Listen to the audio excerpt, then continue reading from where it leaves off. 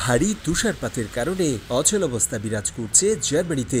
দেশটির দুর্যোগ ব্যবস্থাপনা বিভাগ জানায়, স্থানীয় সময় বুধবার রাত থেকে দেশটির দক্ষিণ পশ্চিম দিকে বয়ে যাওয়া ঠান্ডা বাতাস ও বৃষ্টি রূপ নেয় তুষার ঝড়ে। তীব্র বাতাসের সাথে তুষারপাতের কারণে প্রায় সবকটি অঙ্গরাজ্যের লোকালয়, সড়ক, মহাসড়ক স্থবির হয়ে পড়ে। তুষার ঝড়ের কারণে দুর্ঘটনায় পড়ে কয়েকশো যানবাহন, আহত হন বেশ কয়েকজন চালক। সবচেয়ে বেশি বেকায়দায় পড়ে দূরপাল্লার মালবাহী লরি।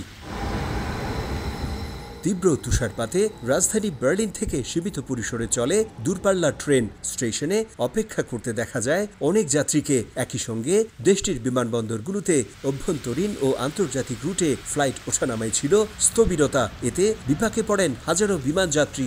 সবচেয়ে বেশি অস্বস্তিতে পড়েন দেশটির সাধারণ মানুষ। দেখুন, এই তুষার বৃষ্টিতে আমি আমার সাইকেল সহ মহা ঝামেলায় পড়েছি। সাইকেলের রাস্তাটা বরফে ঢাকা, এখনো সাফ করার লক্ষণ দেখছি না। কোটি কোটি মানুষের ভালোবাসায় ফ্রিজ, টিভি এবং এসিতে দেশের ১ নম্বর ব্র্যান্ড ওয়ালটন। আমি আজ একটু হাঁটতে বেরিয়েছিলাম। গত ২ দিনের চেয়ে আজ একটু বেশি ঠান্ডা। তুষারপাতে একটু সমস্যা তো হবেই।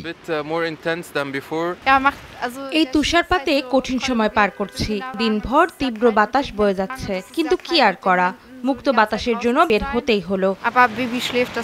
জার্মানির আবহাওয়া অধিদপ্তর জানায়, এমন বৈরী আবহাওয়া আরো ২-১ দিন থাকবে। সোমবার থেকে কমে আসবে তুষারপাত।